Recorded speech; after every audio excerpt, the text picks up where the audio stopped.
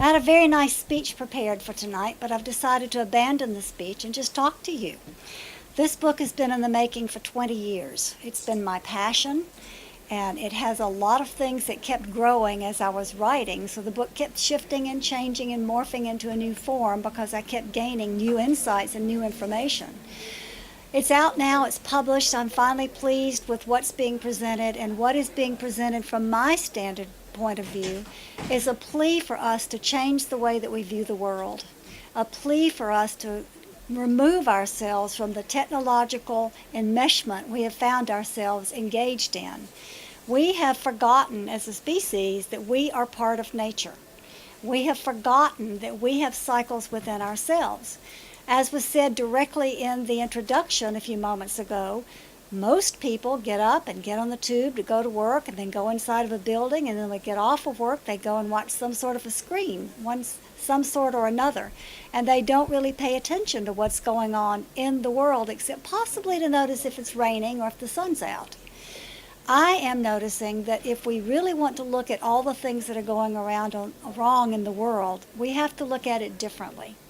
I've been an activist for most of my life, choosing one thing or another as my cause that I wanted to do to change the world.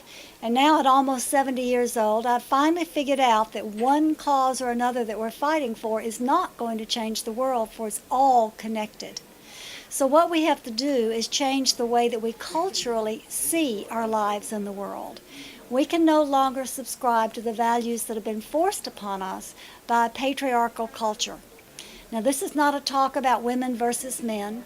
I think that both genders have equal importance. I'm very proud of the work that the sisters did in previous years to bring women's rights up to be equal with men's and to balance all of that out, but we're still out of balance.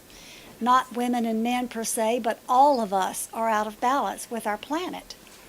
So I'm here to say we need to change the way that we're looking at things by looking at our belief systems and the myths that are behind those belief systems. Right now, the patriarchy says in order to be successful, it's progress at all costs. We have a push for completing anything that we start and then starting the next thing before it's even completed. There's always a push for something else to be happening. There's always a push for what's next, and very little focus on what we have in front of us right now. In my book, Sacred Retreat, I have written about the specialness of retreat times in other cultures, in history, in other societies.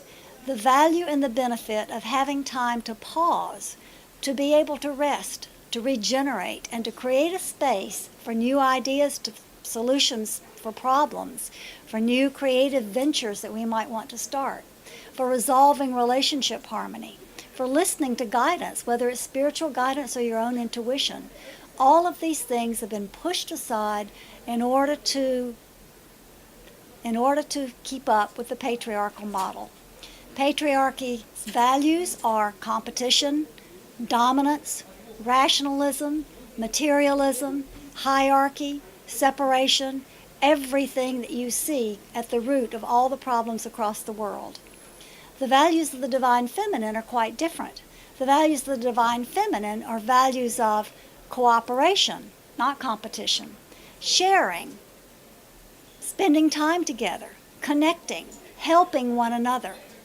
It's a real mark of the schism between genders in our culture today that set of values has been assigned to women, and that men are supposed to be the ones to get things done and fix everything. It's out of balance. Those values are just as important to men as they are to women. They always have been, but the patriarchy doesn't view it that way. The patriarchy views it instead as, don't pay attention to that, you take care of that later. Right now you take care of progress. We have to get things done. Progress can't happen in the way that we're being pushed towards it when we do not allow time to rest, regenerate, and reorganize. I'm listening to a friend talk about Native American viewpoints and culture, and I found it very interesting that Native Americans, and then I learned later most indigenous cultures, feel that it's important to have a regenerative, restful time that's in harmony with cycles of nature.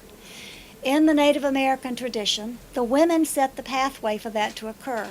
They based their menstrual cycles in harmony with the moon on setting the rhythms for the entire tribe. When it's time for a woman to withdraw because she's in her bleeding cycle, she does withdraw, and everybody else in the tribe takes care of her because they see that as a time of power, a time of being able to clear out what doesn't work, a time of being able to listen to the guides and see what needs to happen next. Those times bring forth great harmony for the entire tribe. Men's vision quests are much the same. They're seen as a time to withdraw from the everyday life, and instead to listen to the spiritual guidance, to clear out problems that have been part of your life and ask, how can I do this better? We don't do that in our culture. When I talked about being split between the natural rhythms and the technology that we are so enmeshed with, one of the reasons that this has happened is because we base our entire lives on an artificial calendar and an artificial clock. We have 7 days a week, and we are generally scheduled to take 1 or 2 of those days a week off as our rest time.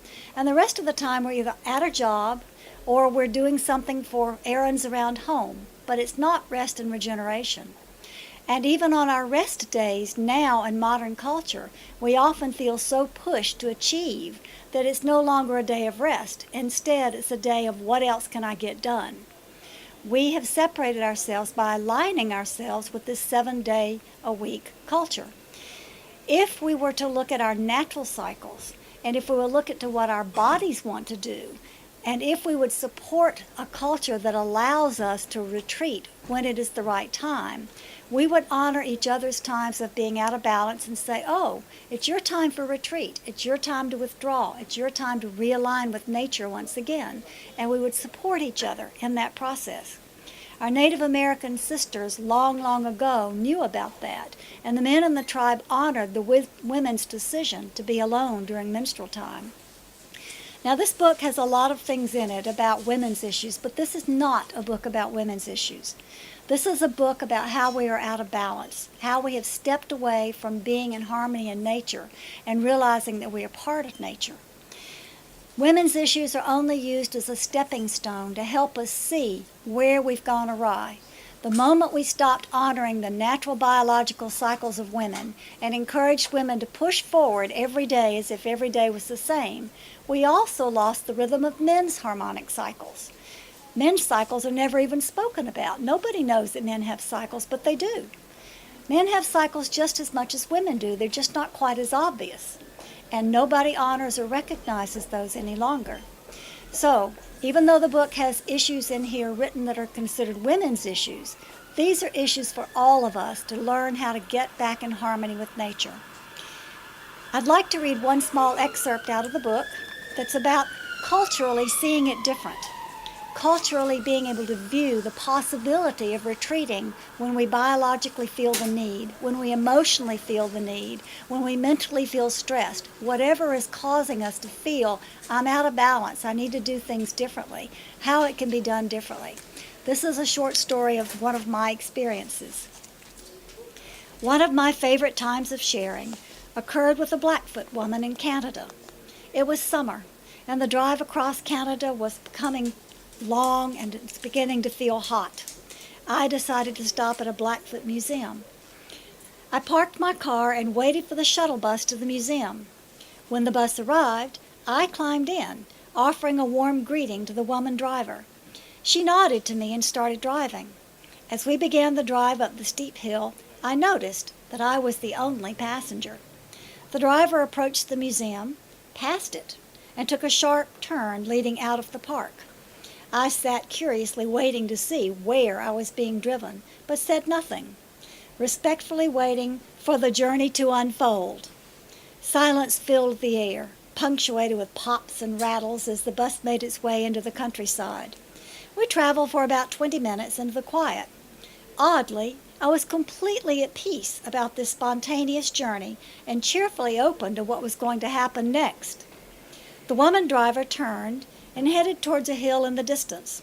Finally, she turned to me and said, "Spirits told me to take you to our men's vision quest site. This is where our young men go to ritual quest to bring them into manhood. Here they dream and receive life guidance. We are stopping in the distance because it is a man's place." Women's places and ways of seeing visions are more private. You have questions about women. What would you like to know? At this surprise invitation, I eagerly told her that I was researching cycles of nature and women's menstrual customs so that I could help reawaken the ancient traditions of the time of flow as a sacred time. I told her that I felt modern cultures had lost the sacred meaning of being part of nature and that I wanted to help restore the balance. I wanted to change the world. I asked her to tell me whatever she wanted to share about customs among the Blackfoot women and men. We then entered into a very deep conversation where she gave me her tribe's understanding of women's sacred cycles, the taboos established by women, for women, the rituals taught and practiced by women, and the stories of men's respect for the power of women's bleeding. She graciously explained that the time of flow was the same as a time of listening to spirit guidance. She told me that if one listened, one could get answers not only for one's own life, but for the whole tribe or the whole community. Both men's vision quests and women's retreat were considered sacred rituals, where each gender separated themselves in order to better purify what was out of balance and to better hear what was needed to return to harmony. My newfound friend explained to me how important it was for women to honor the monthly time of listening so that problems don't get too big or go on for too long. She told me that men have the same guidelines, that they need to retreat as well. When a woman comes back from her retreat, it's honored just like a man's returning from a vision quest. The people want to know what wisdom has been obtained. My Blackfoot friend told me that women used to share a place to move away together, away from community. But in modern times, each woman and each man have to find their own way and place to listen. The lodges no longer exist. She did not tell me what happened to them, but I think I know. Could this be a time that we need to reach back to and see what we have lost? Should we begin to consider this? I thanked my friend, and we began our journey back to the museum where we parted company. It was a moment of female bonding I will never forget. I cannot remember what I saw in the museum that day, but I will always remember the Vision Quest site and the shared conversation with a Blackfoot sister. Now that's one example of a culture that causes retreat as a sacred time and helps utilize that energy for the whole tribe. I mentioned that this book has women's issues in it, but it's not all about women's issues. But there are some stories in here about men as well. There's always been a mystique around blood. As far as human history has been involved in looking back at what humans think about anything, there's been a mystique around blood. And it doesn't matter whether it's the blood of war or the blood of childbirth. Blood holds a mystery. Long time ago, men in Papua New Guinea happened to notice that women could create life when they had their menstrual cycles. They decided, they couldn't make quite the connection, but they decided if women could create life, then they would do the same thing. So they inscribed into their culture the idea that there would be ritual subincision of the penis to drip blood to create life. They were doing this to create the life of their gods. And in some places in Papua New Guinea, the king still does this. This is part of the mystique of blood that we need to move beyond to get into understanding. We are biological creatures. We are part of nature, but we need to make conscious choices about how we return to nature. And retreat once a month. I had such an astounding experience from that it changed my life. I decided that I would like to perform a study where other people could decide about retreat value. So I designed a study for women all around the world, and I investigated 4 things. If a woman separated herself once a month during her monthly cycle, would she increase her relationship harmony? Would she have more meaningful dreams? Would she have more intuition or spiritual experiences? Would she find more creativity? The study went on for 6 or 7 months, baseline on each end, and at the end of the study, the answer to all 4 categories was a resounding yes. It was statistically significant, and the results of the study are now archived at Saybrook University in California, and I received an award for establishing something that humans have known for a very long time. So I'm inviting all of you to investigate how you can bring your own lives back into harmony with nature. Where can you say, I'm turning the internet off? Where can you say, I'm going to go take a walk in the park? Where can you say, I'm going to put this problem down for now, and I'll create a quiet time to ponder and to be quiet and listen for guidance? Where can you listen to your body and remember, oh, my body has wisdom too. I'm tired now, so I shouldn't push forward to do something my body doesn't want to do. Or maybe I should go to bed a little earlier and get up with the sun. Where in your own life can you make these changes? Individually, we can all make changes, but culturally, it's not going to change until we change our beliefs that we all have the right to benefit from times of retreat as well as times of progress. We have to move back into a place where we honor both progress and retreat in balance and harmony, bringing both technology and nature back into balance and harmony, bringing our genders back into nature and harmony, understanding that we can't keep going the way we are. If you look around at the imbalance of the world now, you will see the stress of being out of balance is causing an increased divorce rate, more heart attacks, more stress-filled diseases, more spousal abuse, more anger and violence even. All of these things are because we've been pushed towards achieving something that is not natural, continual progress, rather than honoring our needs to be human, our needs to relate to nature, our needs to be in the sunshine with our feet on the grass. The Dalai Lama said in a speech in 2009 that Western women were going to change the world.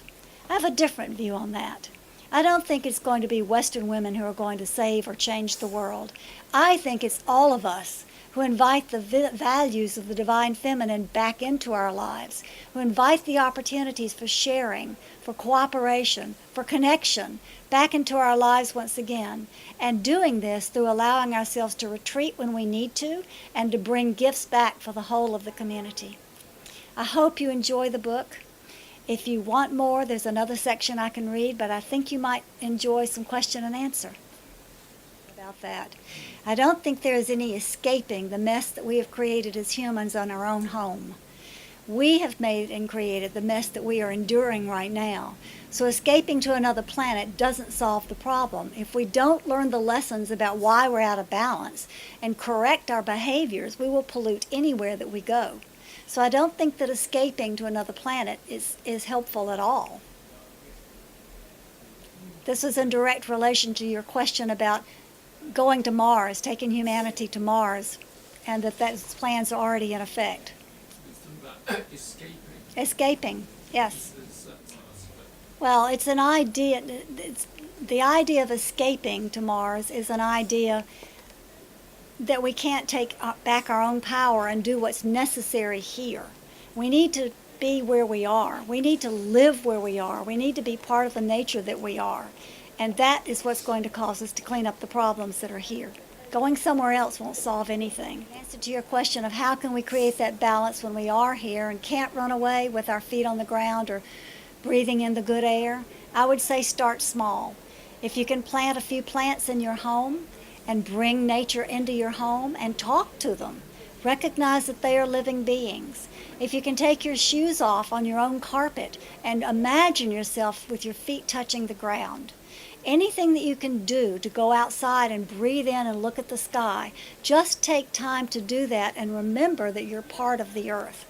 You don't have to do it all the time, but we are so badly out of balance, most people don't do it at all except possibly on a holiday. So any small way that you can re-enter that into your life will be beneficial. And the more of us who begin to do it, the more the cultural values will begin to change to allow us to get out of positions that keep us boxed into buildings and behind computers. We're the ones who have allowed that to become out of balance, so we're the ones who have to correct it. And the only way to do that is to start doing it. I think true intelligence is heart resonance with the earth. I think you can have artificial consciousness through something that has been trained and taught to respond in a certain way, but there will never be any heart, so therefore it never really will be intelligent. It will be an artificial consciousness that is trained, and maybe it can go on its own, train itself even further, according to what it's designed to do. But I think it leaves the heart out, and I think artificial intelligence is what is taking us away from being biohumans. The biohuman's almost extinct because we're relying on machines to do everything for us. Children today don't know how to think. They look at their computer for answers. They look at their calculators to add. So that's already teaching children not to be able to connect with their own hearts to get wisdom. As long as we rely on something that is technical to help us to think, we're disconnecting our own intelligence. We're disallowing our own intelligence, and we're giving the power over to something outside of us. Become robots. Well, I can't answer for all of society, but I can say there's a very strong correlation to the understanding that if people are robotic, they're more easily controlled. That's why we are trained. In fact, I have a feeling that all of our entire religious systems and educational systems are trained to teach us to be good little girls and boys and do what the system wants so that we are more easily controlled. I don't happen to feel that spirituality and religion are the same thing. I don't happen to feel that we have to go through a priest or a minister to get to God. I think that God lives within us, however we define that. And if we allow someone else to say that they're the only ones who can tell us what is right and what is wrong, we're not connecting to the divine beings that we are, and we're not listening to the voice that's there for us to check in with. We're ever going to grow as much using our own brains by increasing technology? No. I think that if we want to grow, we have to increase our hearts. There was an epidemic about 2 or 3 years ago where my husband and I were being called almost on a daily basis. We do consultations for human evolution. And we were being called on a daily basis with people saying they were rushed to the hospital because they thought they were having a heart attack. When they ran the tests at the hospital, there was nothing wrong. We know that what was happening energetically is that people's hearts were beginning to expand. Culture, society, does not want that to happen because when we have our hearts expand, we no longer are easily controlled. We begin to think from here. We begin to feel from here. We can't do some of the things that we would do if we are linking from our brains only without the heart connected. From the large corporations who are hiring the millennials and from those who would be thinking and doing it differently, I have the feeling that resistance is the only way that we grow. Such a thing, I look at it as dynamic tension, that we have to have dynamic tension in order to grow. So it's not a resistance of right and wrong. It's a resistance that says, how can I stretch beyond these boundaries? I believe that the millennial children who are coming in duality, have a double problem. First of all, they're coming in with a different set of energy, and they actually have different gifts and talents, some of them, not all of them. But at the same time, they're already being pre-programmed by education, their families, everything around them to say, use the computer, use your iPhone, don't use your heart. So we're going to have problems the more and more humans move away from using their hearts to using their machines. It troubles me greatly to see little children, 6 months, 2 years old, playing with an iPhone. First of all, they don't know that and the mothers don't know, obviously, that there's a radiation that's toxifying their child. Second of all, it's teaching the child to focus on technology as being the greatest gift rather than playing outside. So yes, I see that there is a resistance coming, but I also have a positive view that it is the resistance that's going to cause us or force us to grow, to move outside of the box we've created for ourselves. We have to do it. There's a wonderful man who is a friend of my husband and mine who has gone to the other side to work from that side now. But he started an organization called Parallel Community about 15 years ago. I think the way that we're going to change the world is not through trying to change what is, but living differently, in a parallel way. Saying, no, these are our values, and we're going to live our lives this way, and just stepping away from whatever we can in the old way. The more of us who decide to join a parallel way of looking at the world, the larger our forces become, and eventually we won't be able to be ignored. So we'll have to be paid attention to because we'll be doing it differently. So the more you can align your efforts with other people who are thinking and feeling like you do and say, let's do it this way, and start doing things differently. I mean, just imagine, do you know what happened with the women in Iceland? The women in Iceland decided they were tired of being ruled by the patriarchies, and one day every single woman agreed upon not doing their normal jobs. They stopped cooking supper and dinner and breakfast. They stopped their child care. They didn't drive any kids to school. They didn't go to work. They just said, we're not doing it until something changes. And they changed the country. If that can be done in one country on this planet, we can all do that by simply saying, we're going to do it a parallel way. You can keep doing it your way if you want, but we're not going to do it that way any longer.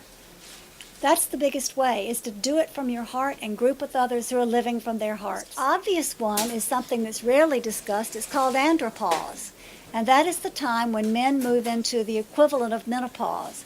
You stop your jobs, you have a different life pattern, and your testosterone levels drop, your hormone cycles begin to change, and you have a very big awakening of this is who I am now, not who I was then. That's the equivalent to what women go through with menopause, a change in cycle that's a very big life cycle. But on a regular basis, men have hormonal cycles too. I notice sometimes that men's cycles are aligned with the moon, just like women's are. They may be more irrational, moody, angrier at a full moon. But you can notice that among yourselves. Just start keeping a little chart and look at your own emotional reactions to life. When are you more tired? When do you feel more stressed? When do you feel like you snap more at the people you care for? Those are when your hormones are needing a rest and a retreat. Each man can find his own cycle, but a good place to start for any of you is to start with the full moon and ask, how am I feeling around the full moon? If you start there, you can start a little graph of seeing how often you need to personally retreat, how often you need to do something to change to come back into harmony. It's about hormones primarily, and it's about being in harmony with nature, because we are natural beings and we do have hormonal cycles. Everything in life cycles. We have thousands of functions that cycle through us, oscillating one way or another at different rhythms and speeds every moment of every day. The breath cycles, the blood cycles, the hormone cycle. Everything about our being human is a cycle. So if you start paying attention to how you feel at different times of the month or even different times of the day, you can tap into some of your own cycles and figure out how to change, how to honor them. Question about that. I do not align masculinity with patriarchy. I do not align feminine values with women and feminism. I say that there's a divine feminine and a divine masculine. And right now, the patriarchy has taken the divine masculine and said, no, we're going to take all the good attributes of the masculine and we're going to push you until you don't do it the way that you can do it, but you're going to do it our way. The patriarchal concepts are basically men at all costs and women acting like men at all costs, rather than honoring any feminine values that you might have within yourself, any nurturing, sharing, cooperative values that are part of you. I see each of us as an androgynous being who has chosen to be here in one gender or the other at the moment. But we all have divine masculine within us. We all have divine feminine within us.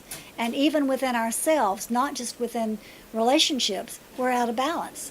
We think that we either have to be all frilly like a girl or real strong like a man. And that's just a cultural implication. It's not really based on the truth of who we are. On andropause and menopause, there's a chapter on medical benefits about how we can learn more about our hormones. There are myths and stories in here. There are statistical things in the appendix that show how we statistically can prove to ourselves that what we've been told is not true, and how we can move forward into new truths and begin to implement them culturally. The question is, the divine feminine has been repressed for so long, how can you unrepress? And I would say the way to unrepress either the divine feminine or the divine masculine, in whatever way any of you may feel repressed, is to simply honor the power of who you are. Begin to speak out and say, this is important to me. Begin to notice how you feel and notice what you think about how you feel. Begin to pay attention to who you are as a divine spark of light, because that's the way from stop being repressed by a patriarchal culture that wants to control us and wants to make us be robots. Thinking from your heart and using the power of your own divinity.